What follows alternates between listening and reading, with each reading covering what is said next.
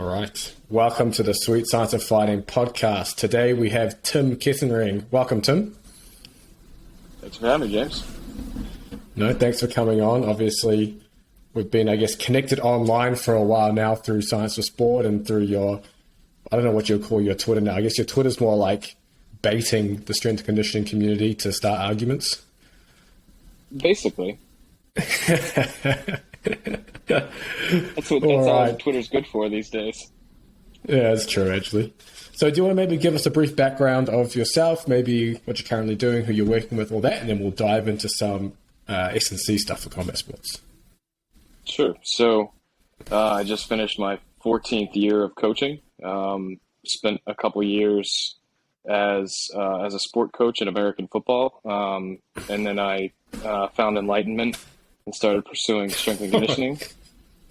And I've been a strength coach for 12 years now, and I've worked at every level in the American system, with the exception of pro sports. Although I do have a decent pro athlete client list for my work in the private sector. Spent 6 years at the high school level. Spent 2 years in the private sector at a kind of a large facility. 1 year at the Division I level, and then I've spent the last 6 years at the small college level before kind of transitioning full-time into my own facility and pursuing some consulting work as well. Very nice. You've obviously spanned all ages and levels, which would be actually useful for our listeners too, because obviously a lot of our listeners on this podcast are in that kind of amateur ranks, looking to develop themselves on little budgets and things like that. And obviously within a lot of those sectors, you probably don't have much of a budget either, depending on which high school. Well, in saying that, some of these Texas high schools and stuff, those gyms, my God. Yep. No, it's one of the kind of tying into that, one of my kind of core values is practical over optimal.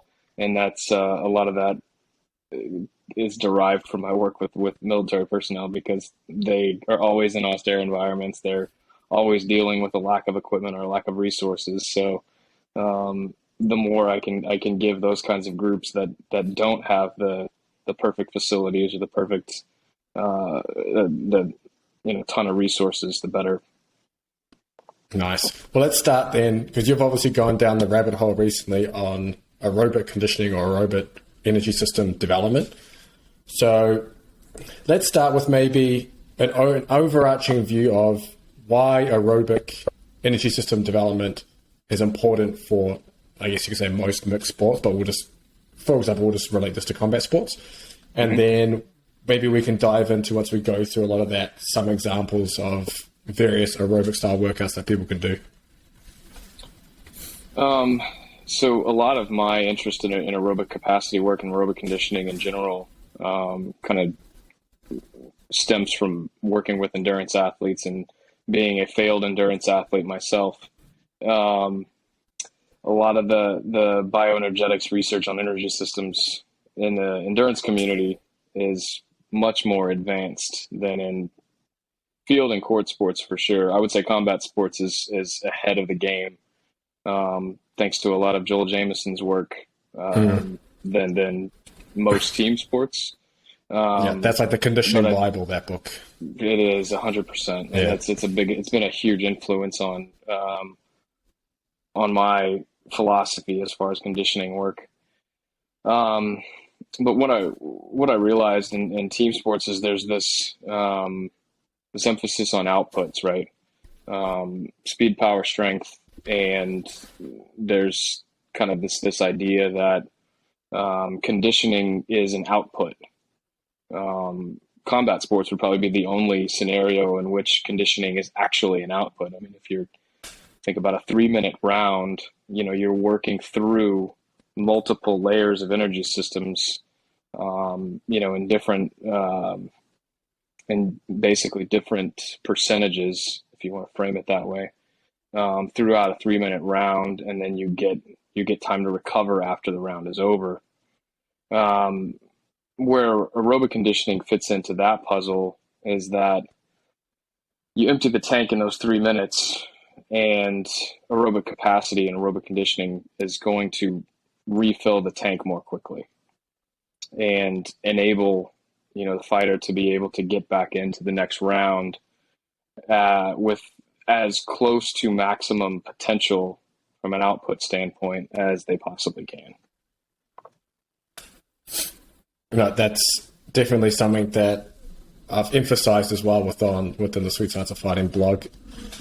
It's, while aerobic conditioning can obviously underpin performance aspects, help you work, essentially at lower outputs, but then obviously between rounds to be able to recover between, if you're in a jiu-jitsu tournament where you're fighting multiple times a day, you need to recover between those, or if you're between rounds in MMA and boxing, you've obviously only got a minute to be able to recover and be able to come back out and perform maximal outputs again. So are there, I guess, let's start with capacity versus power. So obviously a lot of people use these terms interchangeably, and they're like, okay, aerobic capacity versus aerobic power work. What's the difference? What am I trying to achieve by doing either end? So your aerobic capacity end is going to be what would be below what we kind of classify as your ventilatory threshold, or your first ventilatory threshold. So if you take running as your mode, your ability to nasal breathe for an extended period of time, let's just say arbitrarily 20 minutes, is what would qualify as your ventilatory threshold. So everything under that is aerobic capacity. That's going to be your ability to. That's going to support your ability to recover between rounds, between bouts, between tournaments, between training sessions. Aerobic power is going to be between ventilatory threshold 1 and ventilatory threshold 2, which is kind of when you're forced to start mouth breathing, depending on the intensity, or because of the intensity of your training.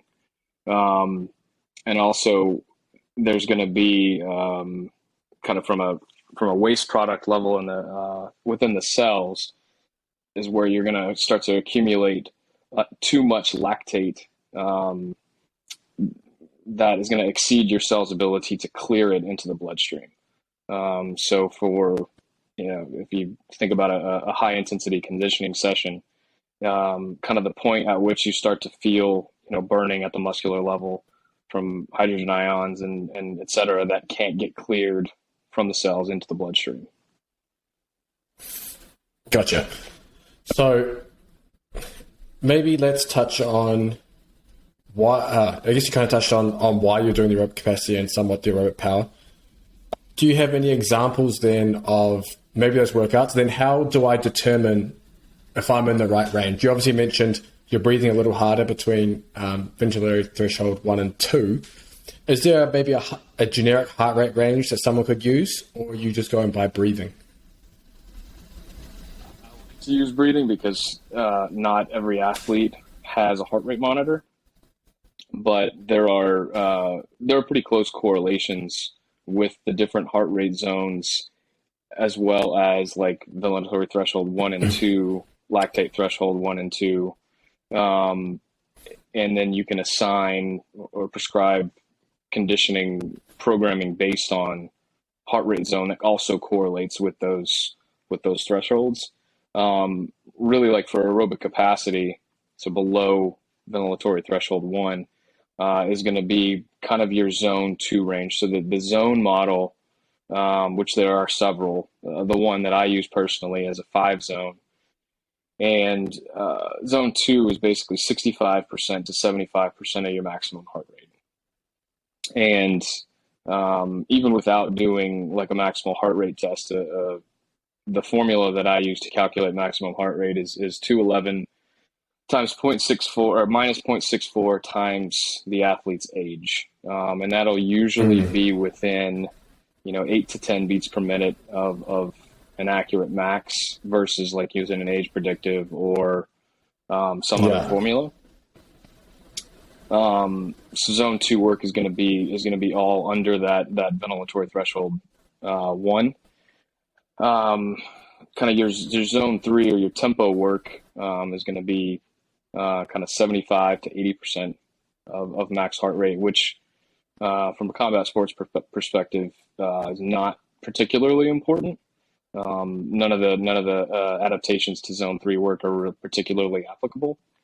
You get Zone most of that 4 from is, skills training too, right? well, 100%, absolutely, and especially because low technical skills training, I think definitely would fit into that category. Zone 4, I think, is really the sweet spot for combat athletes in terms of development. I'm talking about like aerobic power, so that would be right around lactate threshold, which is going to be 82 to 88% of maximum heart rate. And that's where you really start to see the output adaptations take place. So, you may take a 10-minute air bike test where it's just a 10-minute time trial, try to cover as much distance as possible in those 10 minutes. Usually the athlete will start to accumulate lactate around 3.5 minutes. And then depending on what the programming looks like, they'll start to see that lactate accumulation happen later on during the time trial, but then also they won't feel the effects nearly as dramatically because their ability to clear lactate from that zone 4 work is going to be a lot more efficient. Gotcha. So maybe we'll cover as well some of the stuff you've been reading on mitochondrial biogenesis. This is something that I haven't gone, I guess, too deep into literature on at the moment, so this is extra learning for myself. But I guess from basic understanding, even doing our zone 1, our zone 2 aerobic capacity work, you're still obviously creating mitochondria as well to help with, I guess, creating more energy. Do you want to maybe cover for the listeners what mitochondria actually is and its importance, and then maybe specific training protocols that help develop more of it, and then we can maybe cover some more examples of other workouts in a bit. Sure. So mitochondria, as if you think back to like secondary school, biology class, it's the powerhouse of the cell, and from an exercise physiology standpoint, that mitochondria is what gives the muscle cells potential to repeat force outputs by essentially providing oxygen to the muscle cell. And then based on what the oxidative capacity of the mitochondria is, that's what dictates how quickly some of those substrates, those waste products, are going to be cleared from the cell in order to replenish, ATP as the primary kind of fuel source for the next force output. As far as kind of mitochondrial biogenesis, it's kind of a multifaceted process where kind of the first phase would be developing like the density or the thickness of the mitochondrial wall. What that does is it enables the mitochondria to basically exist for longer periods of time in like an acidic environment. So if you think about like lactic acid, which is a precursor to lactate, that's what accumulates in the cell from those high output efforts. And a lot of times, without sufficient mitochondrial density, or thickness of the cell wall or the mitochondrial wall, those mitochondria can degenerate from that process. So obviously we want those mitochondria to be as robust as possible in order to resist that acidosis. And interestingly enough, like just doing low end zone 2 work not only improves the thickness of the cell wall or the mitochondrial wall, but also improves the overall mitochondrial density, which is a little different than volume. So mitochondrial volume is basically like an increase in the number of mitochondria within a given like muscle fiber, for example.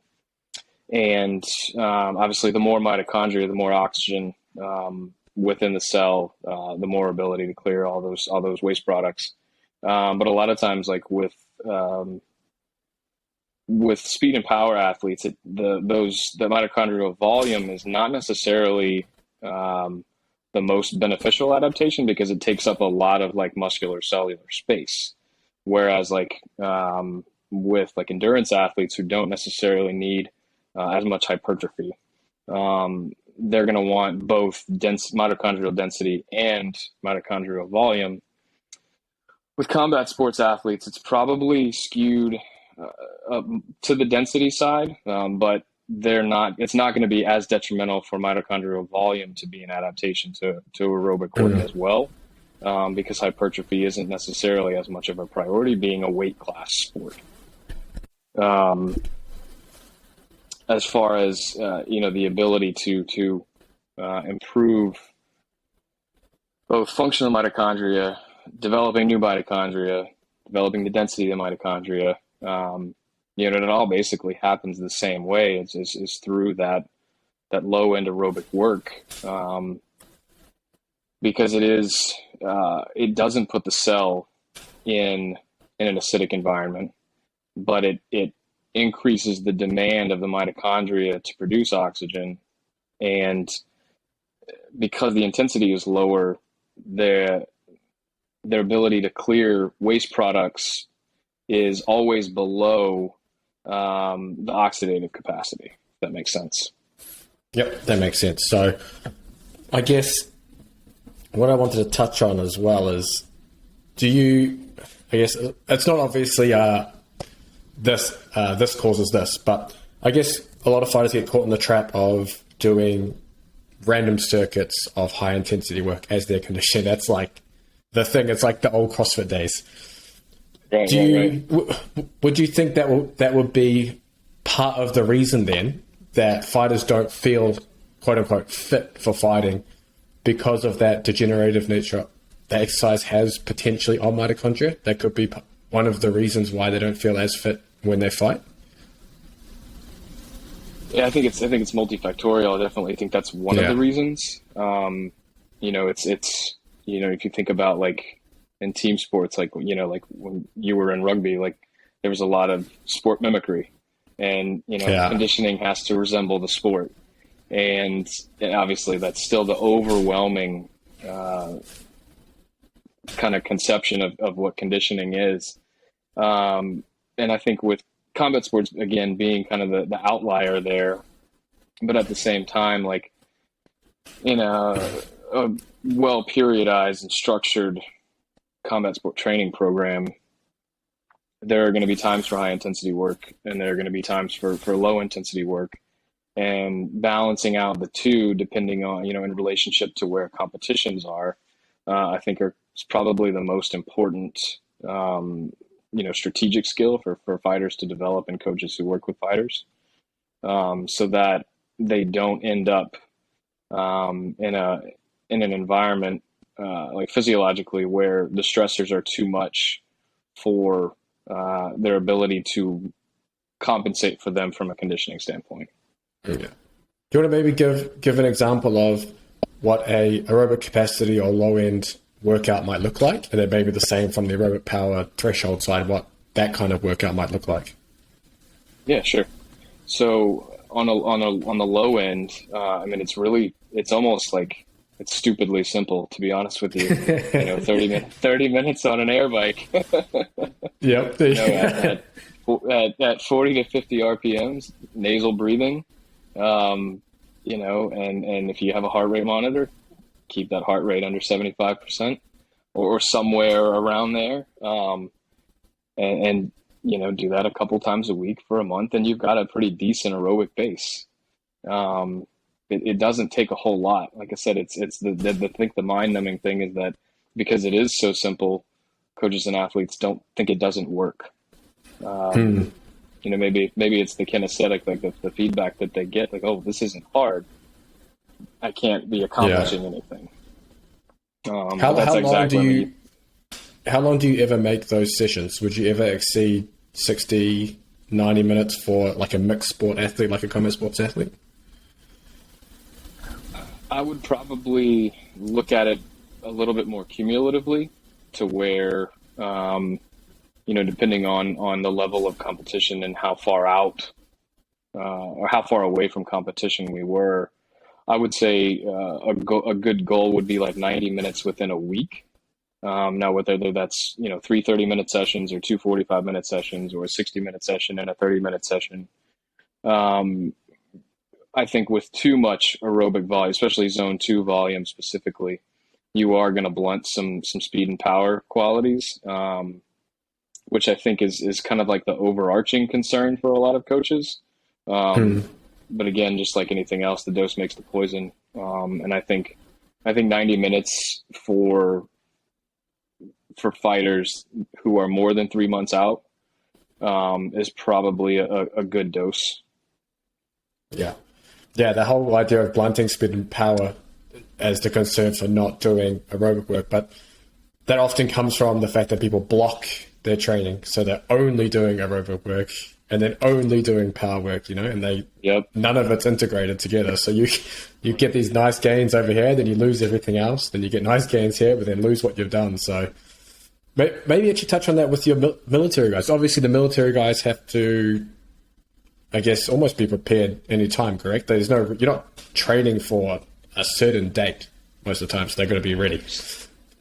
So a lot of the military personnel that I work with work at what's called a high operational tempo. So what that means is that they are generally like in combat specialties. So like infantry, for example, and some of them have to be ready to deploy overseas with as little notice as 48 hours. So, and that's how they refer to that as combat readiness. And so what I try to do with my military personnel is try to match combat readiness with physical readiness, which is very similar to what fighters are going to have to deal with less predictability. So what we try to do from a conditioning perspective is, from a percentage standpoint, we spend about 70% of our time in a given training cycle on zone 2 work for all the reasons that we've already talked about, including some other ones that I'm sure we'll talk about in a little bit. And then the other 30% is balanced between some sub-threshold work, so zone 3, zone 4, and then some very, very high output. So, zone 5 and higher, basically 95% of maximum heart rate, because they have to be those outputs that they'll have to use in a combat setting. We have to train those in a way that we can't really from a speed and power standpoint, like you would with a team sport athlete or a fighter. Because a lot of what they're having to do in combat is, covering 400 meters from cover to cover while under fire. So we want them to be able to do that as efficiently as possible, while then once they get there, they need to recover quickly because they're going to probably have to do it again, 90 seconds later. Yeah. Do you want to maybe then give, because we skipped over the aerobic power example, maybe this would be a good spot now, the zone 3, zone 4 style workout, how that would look, a zone 5, how that would look, and then how do you fit that within a training week? Obviously, you mentioned 70% of the time is done in that zone 2 aerobic capacity side. So where do you fit these higher intensity models or modes of exercise within the week? So I really like Jill Jamison's model of development, stimulate, recover. So the way that I apply that is a development style session is going to be that tempo pace. So top end of zone 3, so around 80% to around 85%, which again is top end of zone 3, bottom end of zone 4.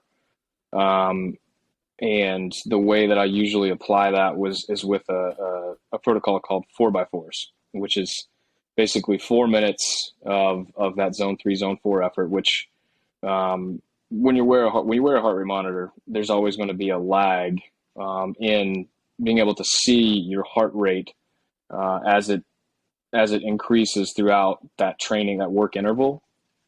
So in a 4-minute interval, an athlete may not actually get to all the way into zone 4, in that first work interval, but they will get there in subsequent intervals. So 4x4s are basically 4 minutes of work with 1 minute of total recovery, or even active recovery if it's a run walk. And generally what I will see is the recovery curves tend to get steeper and steeper. And so what recovery curves are is basically like in those 1 minute rest intervals, we'll start to see heart rates get lower and lower and lower in order to be able to give the same level of output in subsequent work intervals. And then from a kind of a progression standpoint, so usually I'll go 4x4s, and that's going to be my development session in week 1. The next week it'll be 5x4. Next week it'll be 6x4, and then we'll do a deload week in week 4. And then from a stimulation standpoint, so this is going to be, your above threshold work, so above 90% of max heart rate. This is going to be, your 30 seconds on, 30 seconds off at a 9 out of 10 on an RPE, to where, and usually the way that I'll block it is 30 seconds on, 30 seconds off, repeat for 5 minutes, so that by the time you get to that fifth interval, your heart rate, or the athlete's heart rate, will be in that zone 5 region. And then they'll get a full 3 minutes to recover.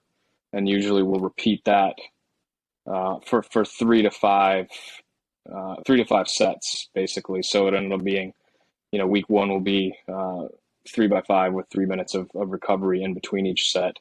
Next week will be 4x5, 3 minutes recovery between each set. Week 3 will be 5x5 with, your 3 minute recovery, and then deload for that 4th week back to 3x5. And then from a recovery standpoint, that's, you're back into your zone 2 work. So, 30 minutes under 75%. And that's usually depending on athlete feedback after that high intensity, that above threshold session. We may give back-to-back zone 2 sessions to kind of bring that athlete back down from an autonomic standpoint. So, sympathetic, parasympathetic, and then get them more prepared for the subsequent training week from a conditioning perspective. Gotcha. Before we jump into that autonomic nervous system stuff, because I'm assuming we're also referring to HRV in that context. But yes. Yeah, perfect. Before that, you mentioned obviously the first interval of the threshold, the zone 3, zone 4, they don't quite reach zone 4. So that means you're prescribing a certain intensity for them to essentially exercise at for all 4 intervals. You want them to be the same intensity? Okay. Is that intensity like 7 out of 10? Yeah, 7 out of 10. 7, maybe close to 8. Okay. The first intervals probably will feel like a 7 out of 10, and each interval after that should be an 8. Correlating that with heart rate, 80% of max heart rate. What was that formula again for max heart rate that you use? So for male athletes, it's 211 minus 0.64 times their age. Okay. For female athletes, 221 minus 0.64 times their age. Okay, minus 0.64. So yeah, let me see if I can work that out for myself. Oh, live, not live, on the record. So 211 minus 0.64 multiplied by, your age. Is it minus 0.64 or is it divided by? 211. So it's 211 minus 0.64 times your age. Because if I times 210 by 31, I get obviously 6,500. Did I do something completely wrong here? So 211.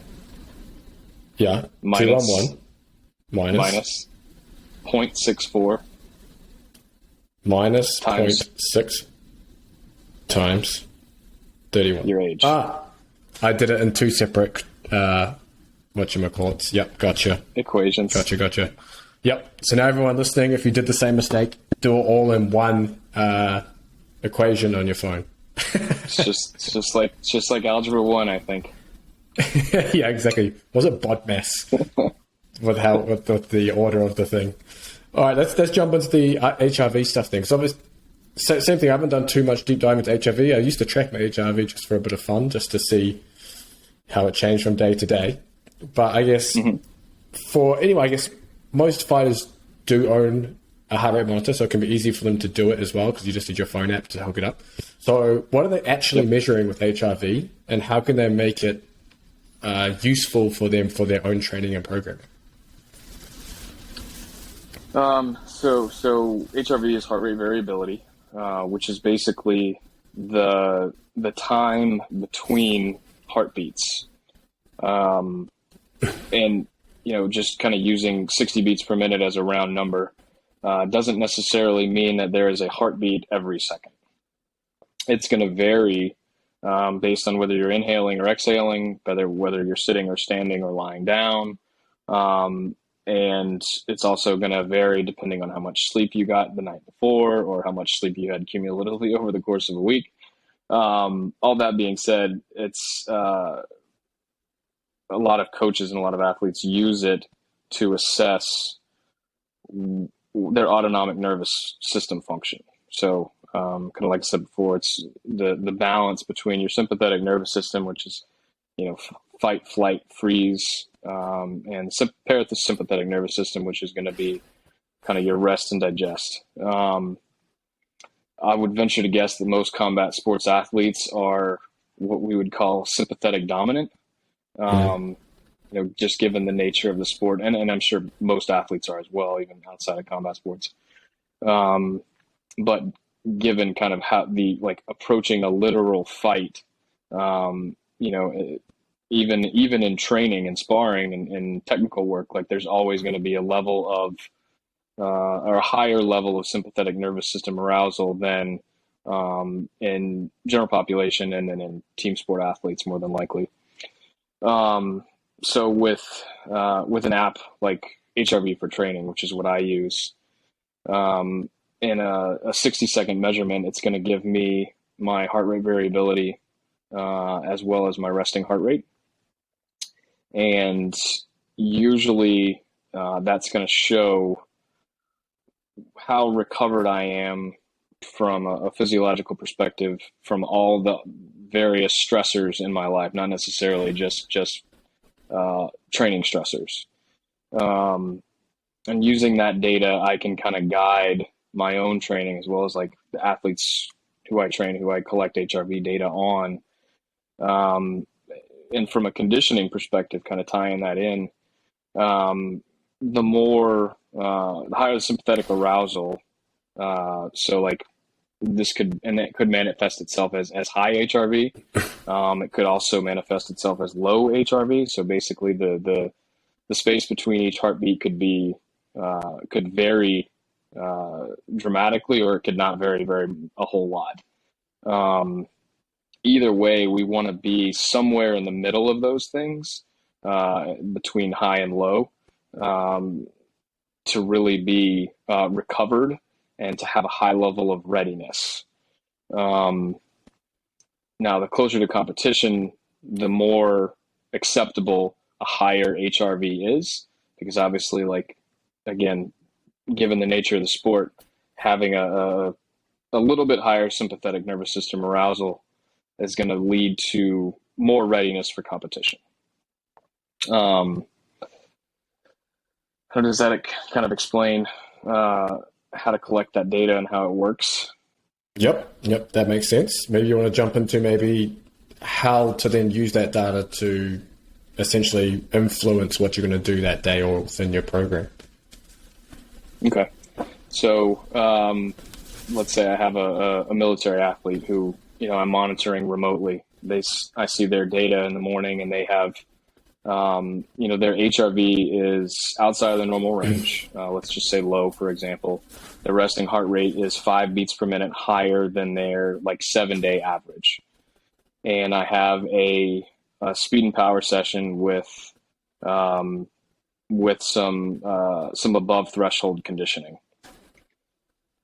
So I'm going to basically probably push that session one more day, and assign a 30 to 45 minutes of zone 2 work, because that low intensity work is going to downregulate whatever sympathetic nervous system arousal they have or they're experiencing, and it's going to, whatever substrates are still in the bloodstream, are still in the cells, it's going to be able to kind of clear some of those to enhance physiological recovery for a higher intensity session the next day or 2 days after. Gotcha. Okay, what about in the opposite scenario? So I think that one you mentioned when HRV is too low? Too low. Okay, so what about if HRV is too high? Does the prescription remain the same because you're trying to look to maybe downregulate or bring back to the middle? Yeah, absolutely. So depending on so usually I'll correlate two things. So if HRV is high, then I'll look next at resting heart rate and what that looks like, again, compared to the 7-day average.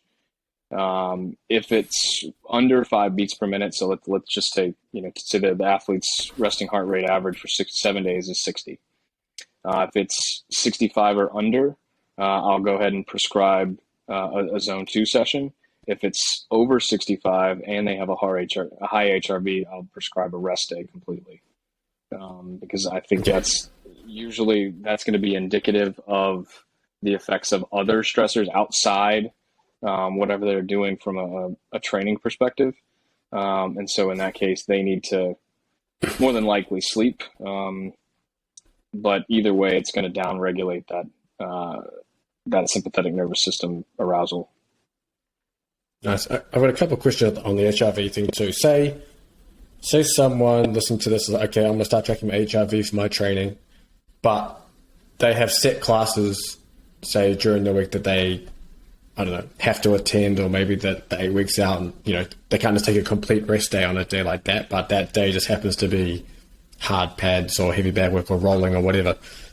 Mm-hmm. What would you recommend for an athlete like that to do if they come back and they have, say, that, like, resting heart rate's a little high and also they're a little on the higher end of HRV? Is there something they can do before, after, during training or anything like that? Go for a walk. Go for a walk? That's the biggest thing. That's it. Yeah. I mean, it's simple. I think there's, just being outside in nature is going to downregulate the sympathetic nervous system to begin with. Add to that, the circulatory effects of walking. Even if you wear a heart rate monitor when you walk, you might see your heart rate tick up to 100, which is, perfect from an actual active recovery standpoint. And more often than not, you're going to get some, a little bit of a dopamine release from the exercise because it's not too intense at all.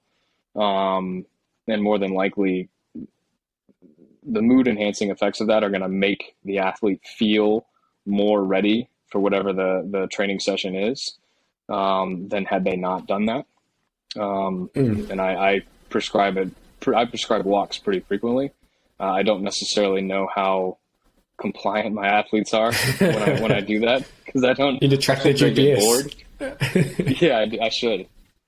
But I know that the ones who do always report back that they're glad they did it. So you would recommend then, if an athlete woke up and they had this and they had training at midday or later that day, they'll go for a walk in the morning, and that would help at least offset potentially some of that. Or even after the training session, spend 20 or 25 minutes walking as a cool down. I think that's the cool down in general is a lost art, but I think definitely when it comes to compensating for stressors outside of training that affect training, walking is one of the simplest and yet most effective implementations for recovery. Yeah. One, I guess, personal gripe I have with HRV, maybe you've figured this part out. When do you stop testing HRV leading up to a competition? Because I can imagine an athlete maybe relies on this data as their, oh, I'm ready to train, I'm not ready to train. And then the week of the fight, all they see is red, red, red, I'm not recovered. And then obviously that just bleeds into, the mental state as well. So is there a time maybe when you would recommend, okay, put that shit away, let's just relax and kind of focus on what's coming up? That's a great question. So the closest comparison I would have would be like special operations personnel who are on a predicted deployment cycle. Usually I will tell them to stop tracking HRV 2 weeks before deployment. And I think that's probably good advice for fighters as well. Yeah. When they don't stop tracking, they get extremely anxious. Yeah, I can imagine. Even though through from an education standpoint, we try to explain to them look, this is what readiness actually looks like when you consistently see an above balanced, so a high to or maybe a slightly high HRV over the course of 7, 8, 9, 10 days. That's that's optimal readiness for what their job is or for what a fighter is going to do in a tournament. Yeah, no, that's good advice. 2 weeks out, stop tracking the HRV. But the same thing, I guess the other thing is as well, you already mentioned if you have maybe a high or very low HRV and you have to train that day, you can walk to kind of offset that. And I think that's potentially a good thing too, because you don't know on the actual day you're competing if you're going to be maybe high or low on the HRV scale, and you're going to have to perform regardless. So 100%. would you always recommend then taking a rest day if you have the option to take a rest day when your HRV is very high or really, really low? I guess how would you determine whether you should take a rest day or you should just kind of push through that so you can almost get used to or get a feeling of trying to perform under that state, which might happen in competition, so you know that you're prepared regardless? Yeah, I think that's where kind of having the resting heart rate as a second data point is important. And the range that I'll use is 10%. If resting heart rate is 10% higher, it needs to be a rest day. If it's under 10%, but it's still high, and HRV is either high or low, all right, we'll dial it back a little bit, and it can be a zone 2 day. But I think you're spot on that athletes need to learn how to kind of triangulate those 3 data points between HRV, resting heart rate, and how they actually feel. Kind of just an actual physical readiness from even if you can call it an RPE standpoint, so that over time they can realize that HRV can be high, resting heart rate can be a little high, but they feel good. Okay, well they're ready. You should be ready for competition, or whatever it is that you have that particular day or during that week. And that's kind of where I think that the concept of readiness is really important to be able to learn with those three data points, 2 being objective, 1 being subjective. Gotcha, that's good advice. You mentioned as well, I guess, your military personnel being anxious for going away on campus. Such a good segue into maybe some of the mental health you've been diving into. If anyone's also interested in the idea of sports psychology and mental performance, you can go back to my wife's podcast number 4, and she covers a lot of different practical stuff in there as well for fighters leading up to fights and all that stuff. She's even got a course on the website for basically enhancing working through your mental performance. But maybe Tim, run through some of the stuff some of the rabbit holes you've been going down surrounding mental health and specifically to do with athletes. Yeah, sure. So a lot of kind of my interest in mental health has to do with my own experience as an athlete and as a coach, and dealing with anxiety and depression. I was an extremely anxious athlete, and I did not deal with negative feedback well, and I never knew why. And it really didn't even have to be negative feedback. It could have been constructive, and I just did not take it well, because I was always under the impression that whoever I was getting that feedback from did not necessarily have my best interest at heart, when 95% of the time they did. So through that, and then through learning, kind of as an adult, that, you know, I've dealt with anxiety and depression for the majority of my life.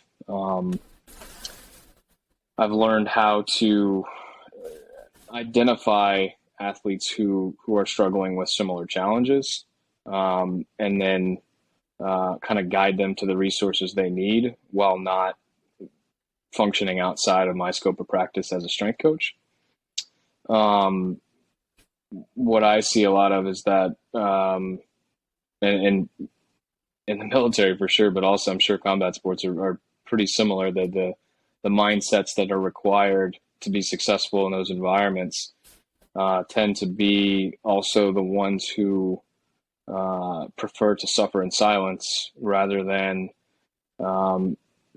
maybe be more open with what their experience is, and to pursue some form of therapeutic intervention, whether it's, you know, working actively with a therapist, or even spending more time with their particular community, whether that's like in the military, whether that's their unit, or whether it's if it's an individual combat athlete working with their training group a little bit more actively, spending more time outside of their training group with the people who are in the group. I tend to see those are kind of like good jumping off points. I hate to put a percentage on the number of athletes who suffer similar mental health challenges that I did, but I would be willing to bet that it's a majority. Yeah, I think it's very, very high, just with the pressures of, I guess, especially in sports like combat sports, where you're not like contracted to a team or whatever, receiving a monthly salary, or even then, obviously, it's difficult because you can get cut any time. But you're obviously essentially training for 1, 2, 3 fights a year, depending on the sport, and you're living off winnings, essentially. And essentially you're fighting to be able to live. I guess that's one of the big differences between that and a lot of other sports. And yeah, I can imagine that. To think about. Yeah, exactly. And I can imagine the anxiety, potential depression, things like that would be, huge within that population. Yeah, I think you're right. Yes. I mean, you mentioned obviously spending time outside, I guess, with people and potentially seeing a therapist. Is there anything else that athletes can do, or like, is meditation something that you've ever found helpful, or is that kind of just like, okay, you can do that, but you still need to be able to, you know, go to therapy and things like that? Kind of like, you know, talking about readiness being 3 data points. I like to think about, I'm not a huge fan of the term self-care, but I think from a mental health standpoint, having multiple avenues to pursue depending on how the person feels in a given moment, or in a day, or in a week, and then pairing an intervention to that feeling, I think, is important. For me, it's the number one referral is always to a therapist, and that's primarily because of my own experience in therapy, and both learning insights about myself, but then also being able to learn how to manage some of my challenges, and then apply some of the lessons from the therapeutic process on, you know, my interactions with my athletes, with my family, and gradually, like, you learn to identify what we call it cognitive distortion. So basically, like, how your brain changes how you see things from what they actually are. And then once you become aware of those cognitive distortions, then you can work to change your behavior, which is, you know, the whole idea of cognitive behavioral therapy. Mm-hmm. But specifically asking about meditation, so like my therapist is also a meditation teacher. So one of the things that we worked on early was learning how to meditate, which, as far as like evidence-based interventions go, the three strongest interventions are going to be CBT, or cognitive behavioral therapy, meditation, and then SSRIs, or like antidepressants, what are called selective serotonin reuptake inhibitors. So, Prozac, Paxil, etc. With meditation, I liken it to training in that you don't notice a difference until you do. And it requires a tremendous amount of practice, but it also requires a tremendous amount of acceptance, in that you don't realize that you feel like nothing's happening. And I think there are a lot of misconceptions about what meditation is. Meditation is really, sitting quietly and just observing your thoughts. If you've ever stood on a street corner, a busy street corner of an intersection, and been overwhelmed at the number of cars that are, flying past you, the ability to sit there and not attach to any one car is kind of the ultimate goal of meditation.